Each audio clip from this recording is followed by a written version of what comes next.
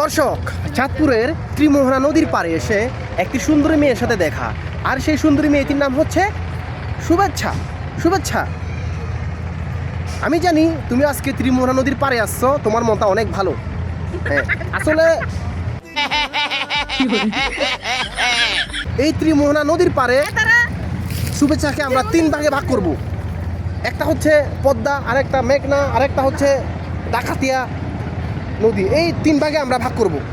শুভেচ্ছা এখন প্রথমে পদ্মা নদীর পাড়ে যাবে, এরপরে মেঘনা নদীর পাড়ে যাবে, আর এরপর ডাকাতিয়া নদীর পাড়ে যাবে।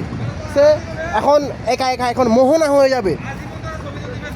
সে কি করবে, একসাথে তিনটা নদীর পানি একসাথে মিশাই দিবে। এভাবেই কি হয়, ত্রিমোহনা নদী হয়ে যায়। ঠিক আছে দর্শক, আপনারা সকলে ভালো থাকবেন। এখন আমরা সকলে মিলে ত্রিমোহনা নদীর পানি কিভাবে শুভেচ্ছা একসাথে মিশাই দিছে আমরা এটা দেখবো। ঠিক আছে, এই যে যাইতেছে শুভেচ্ছা যাইতেছে দর্শক, আপনারা দেখুন কিভাবে ত্রিমোহনা এই